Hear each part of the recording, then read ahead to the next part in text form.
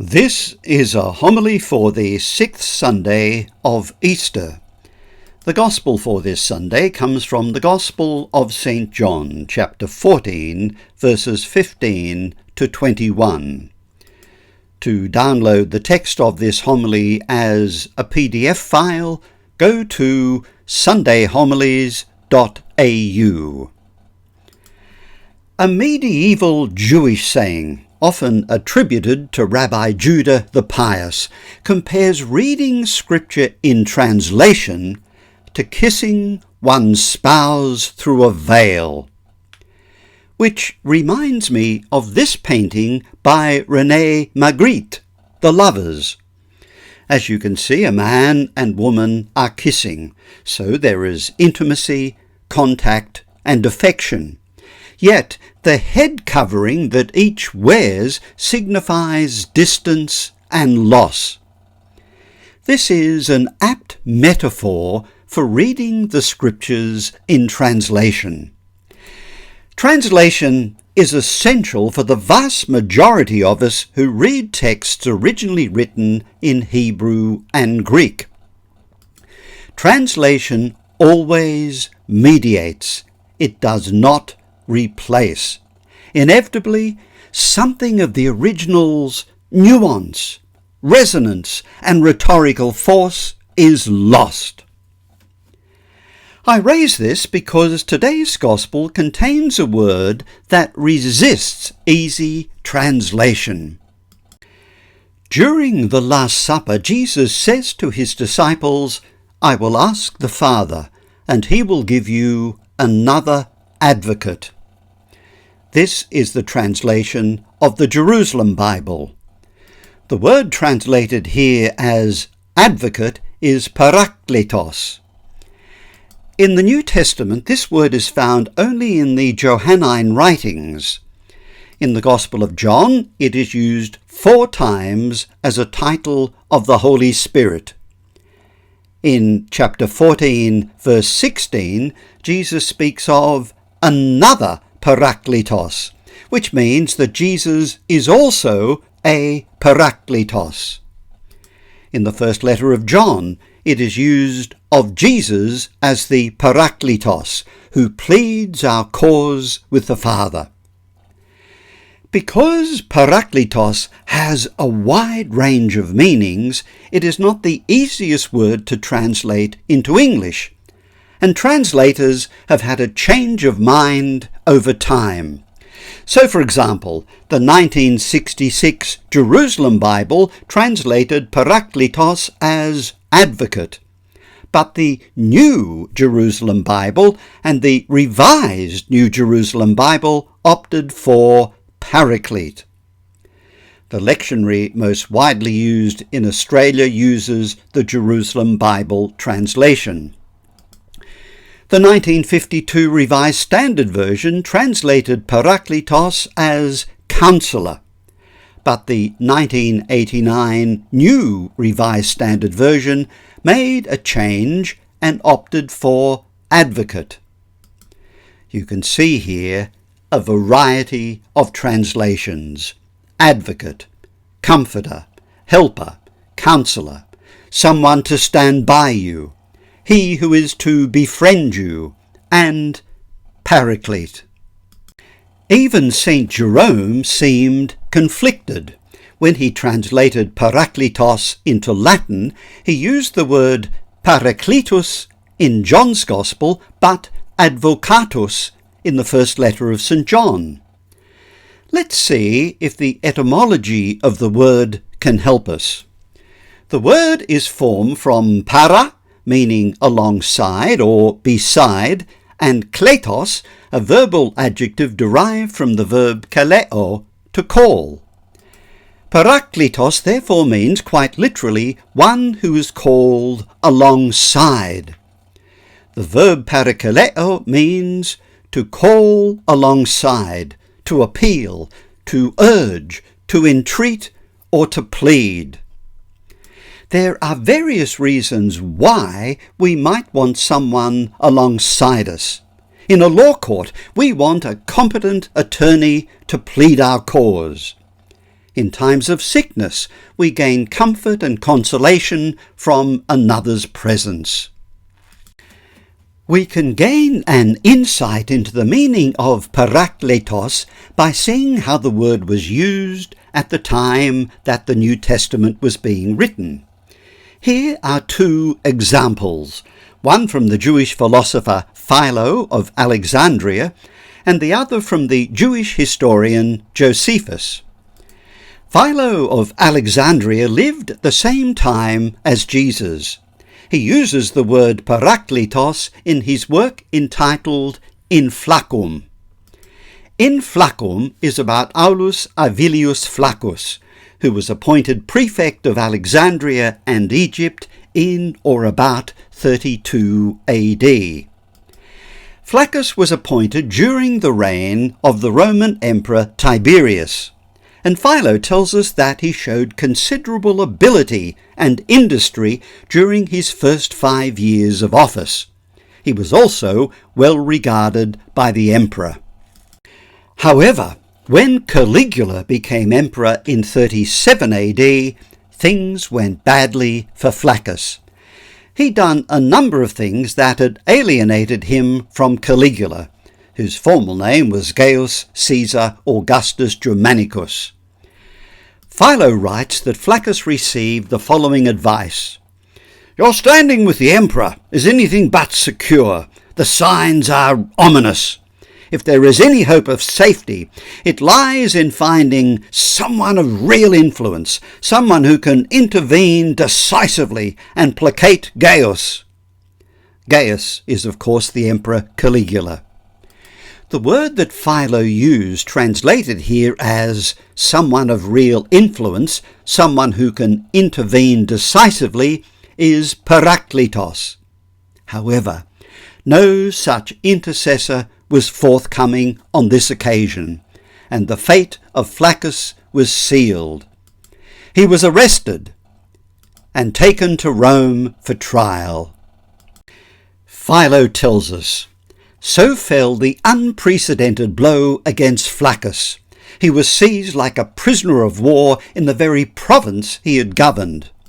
From that moment, calamities poured in upon him in abundance. He was stripped of all his possessions at once, both the estate he had inherited from his family and everything he had acquired by his own efforts. And once his property had been confiscated, he was condemned to exile.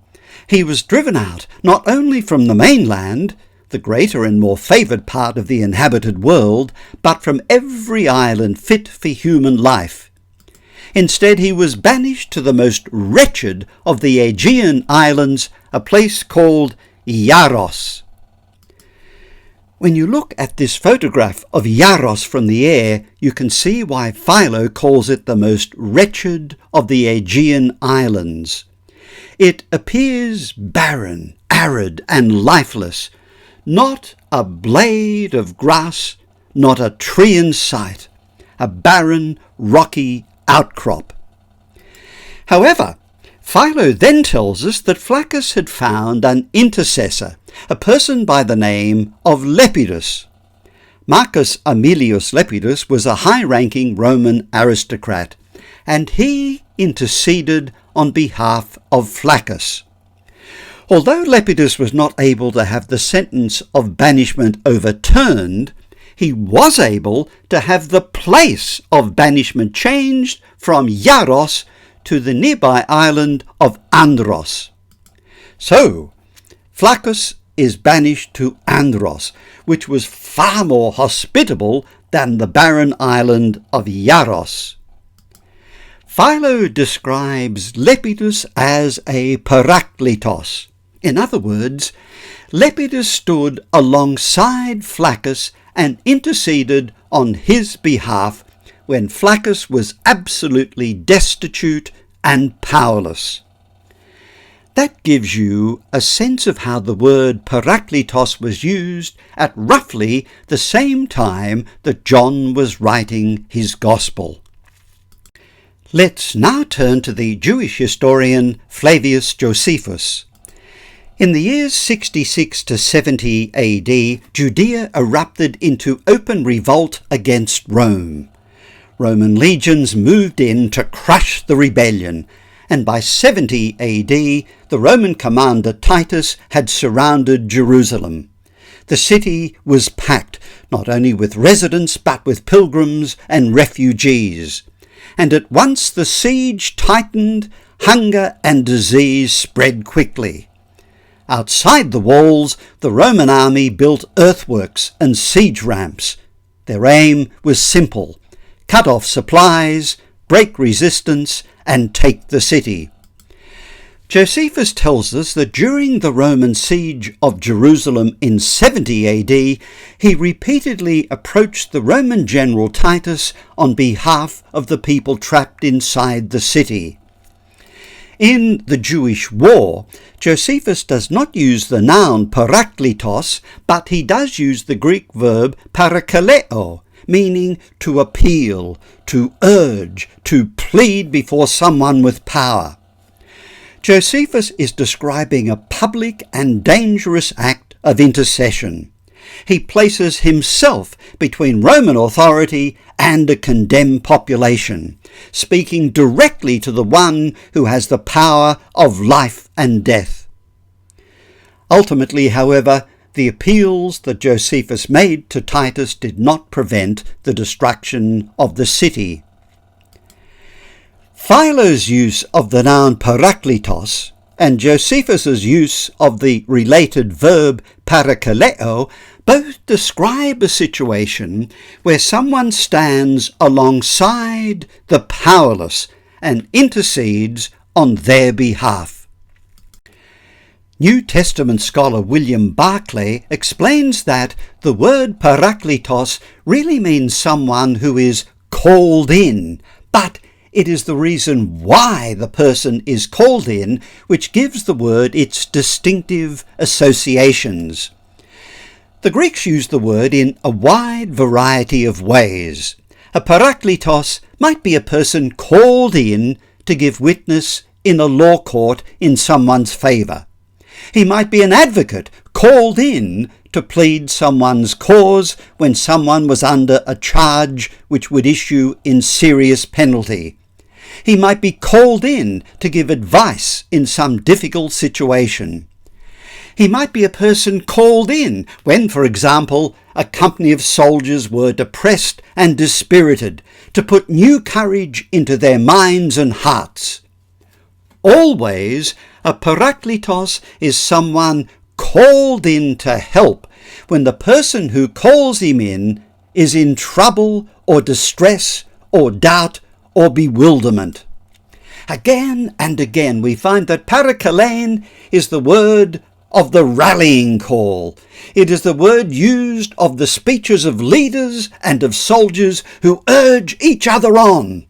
It is the word used of words which send fearful and timorous and hesitant soldiers and sailors courageously into battle. A parakletos is therefore an encourager, one who puts courage into the faint-hearted, one who nerves the feeble arm for fight, one who makes a very ordinary person cope gallantly with a perilous and dangerous situation. Brendan Byrne tells us that the primary meaning of the Greek term parakletos is advocate, though not in a narrowly professional legal sense, as for example a lawyer. A paraclete is someone that you would want standing beside you when you are in a difficult situation, under accusation, at a loss for what to say, needing defence. The paraclete would be a person of some standing in society whose intercession on your behalf before authorities would be telling, whose character reference for you effective. Raymond Brown says this: by way of summary, we find that no one translation of parakletos captures the complexity of the functions, forensic and otherwise, that this figure has. We would be wise to settle for paraclete, a near transliteration that preserves the uniqueness of the title and does not emphasize one of the functions to the detriment of others. So, in John's Gospel, the word paracletos belongs first to Jesus himself. When Jesus says at the Last Supper that the Father will give the disciples another Paraclete, he is saying plainly that he has already been a Paraclete for them. Throughout the Gospel, Jesus has stood with the disciples, spoken on their behalf, guided them into truth, and made the Father known in a world that did not recognize him. To call Jesus a Paraclete is to say that in him God has been present with the disciples as one who stands alongside them and speaks for them. Jesus then promises that this role will not end with his departure. The Father will give the disciples another Paraclete, the Spirit of Truth, who will remain with them and continue the work Jesus has been doing among them. In John's Gospel, the Spirit teaches the disciples, recalls Jesus' words to them, and bears witness to the truth of Jesus when that truth is questioned or opposed. The Spirit ensures that the disciples are not left without Jesus' guiding and sustaining presence once he is no longer physically with them.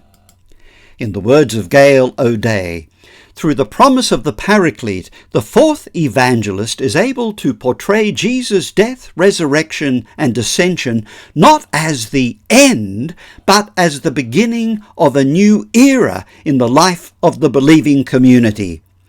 Future generations of believers are not left alone, bereft of the experience of God made known in the Incarnation, because the Paraclete takes that experience of God and extends it beyond the limits of Jesus' life and death.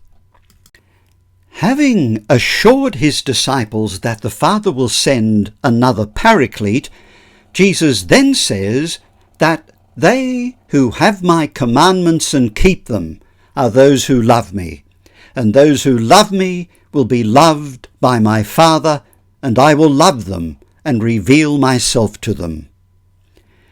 Let's focus on that word love.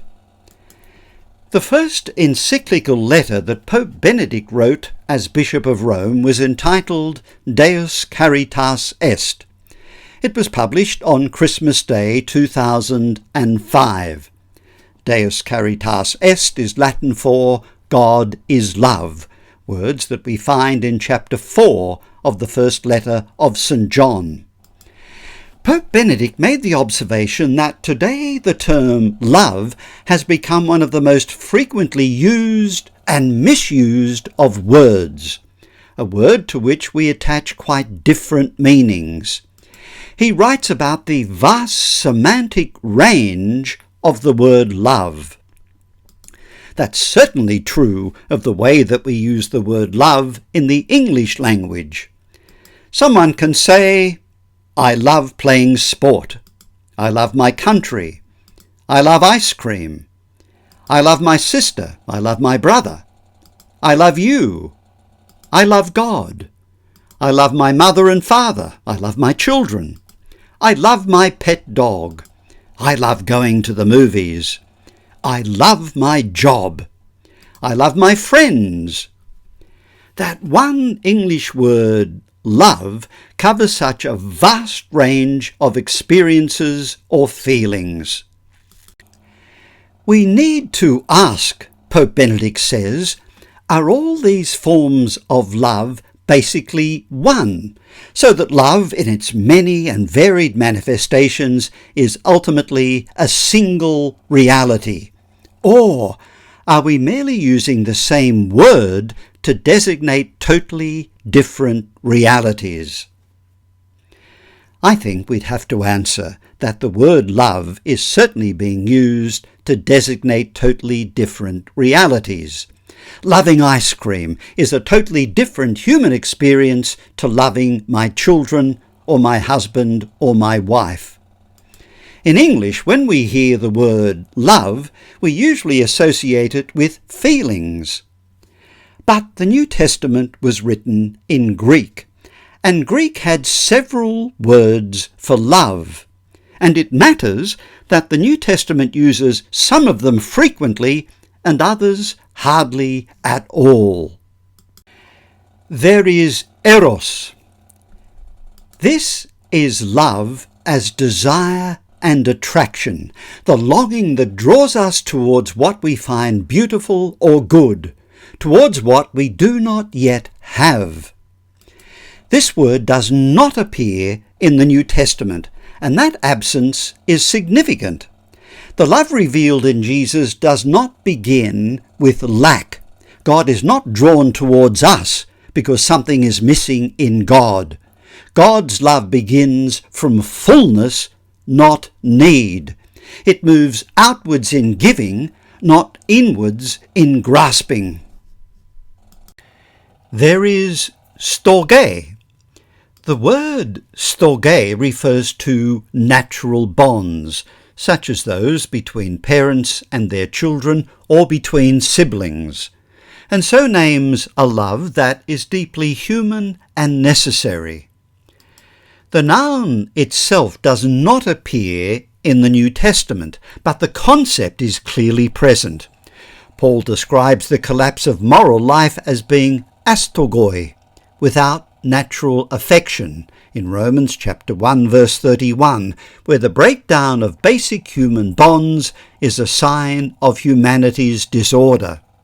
Conversely, he urges Christians to relate to one another with familial devotion, exhorting them to be philostogoi, loving with family affection towards one another in Romans chapter 12 verse 10.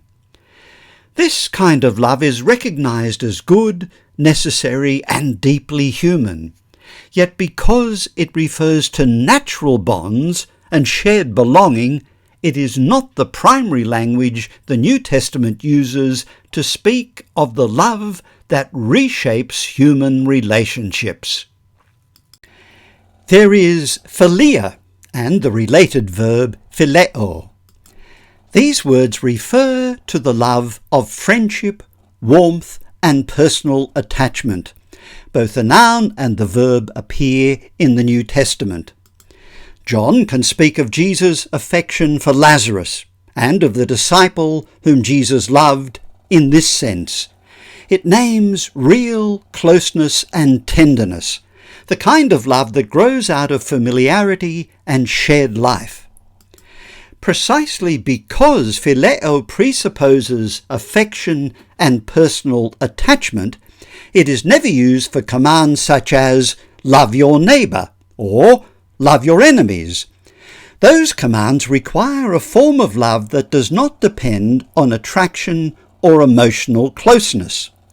So while phileo names something genuine and important, it is not the word John relies on when he wants to describe the love that binds disciples to Jesus, or the love that can be required as a way of life.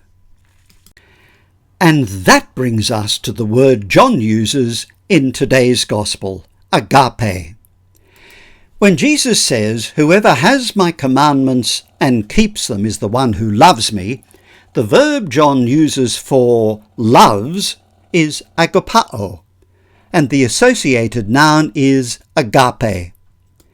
The noun agape, the verb agapao, and the adjective agapetos, what we might call the agape family, occur 341 times and are found in every book of the New Testament. Unlike the language of friendship or affection, agapao does not presuppose emotional warmth or personal attachment. In both the Septuagint and the New Testament, it refers to an attitude and a mode of action rather than an emotion. It is love shown in deliberate action, seeking the good of the other, acting faithfully towards them, treating them according to what God requires rather than according to how one happens to feel. That is why Leviticus chapter 19 verse 18, "You shall love your neighbour as yourself," is rendered with agapao in Greek, and why Jesus' command to love our enemies uses the same verb. The point is not that this love is colder or morally superior, but that it is the only kind of love that can be commanded. It can be lived out even when affection is absent, and especially when it is absent. One can forgive, refrain from vengeance, act justly, and pray for another's good without feeling warmth or closeness towards them. That is why the New Testament never uses phileo, the language of friendship and personal attachment, when it issues commands about love, but instead uses agapao. It is the word chosen when love is meant to describe how a person is to act, not how they are expected to feel. It is against that background that Jesus says, "Whoever has my commandments and keeps them is the one who loves me." John is unambiguous about the order of things. God's love comes first. God loved the world and gave his only Son. Obedience, then, is not a way of earning that love, it is our response to it. When Jesus speaks in John chapter 14 verse 21 about keeping his commandments, he is not setting a condition for God's love, but describing how those who are already loved by God live in response to that love. After 2,000 years of Christianity, we take God's love for granted. But in the pagan world of the first century, the idea that God loves human beings would have sounded strange, even implausible. In The Triumph of Christianity, Rodney Stark tells us that, for the most part, the pagan gods appear to pay little attention to things down below. The simple phrase, "For God so loved the world," would have puzzled an educated pagan. The idea that God loves those who love him was entirely new. The chief emotional ingredient lacking in the traditional Roman faiths was love. Romans thought the gods might come to their aid, but they did not believe that the gods loved them. Indeed, Jupiter was depicted as quite unfriendly to human concerns. Consequently, pagan Romans often feared the gods, admired some of them, and envied them all, but they did not love them. A similar picture emerges in Dominion, where Tom Holland describes the deity envisioned by the Greek philosopher Aristotle. Aristotle's God, the so-called unmoved mover, is utterly absorbed in self-contemplation, untouched by the needs or sufferings of human beings. This deity is perfect precisely because nothing outside himself can affect him. He is impersonal, detached, and unmoved. The Stoics developed this conviction even further. For them, the supreme characteristic of God was apatheia. By apatheia, they did not mean apathy in the modern sense of indifference or laziness. They meant incapability of feeling. The Stoics reasoned that if God could be affected emotionally by human beings, then human beings would in some sense have power over God. But since nothing can have power over God, God must be incapable of emotional response. God, therefore, is by nature without feeling. Seen against the pagan world of the first century, John's claim is startling. Unlike the gods of the ancient world, the God made known in Jesus Christ is not distant or unaffected by the world. John can speak of God as love, because the word he uses, agape, allows God to be identified by what God does. In John's Gospel, God's love is shown in giving the Son and speaking through him. For that reason, obedience in John chapter 14 verse 21 is not the starting point. It is the human response to what God has already done. God loves first, and obedience is the form life takes when we remain in that love.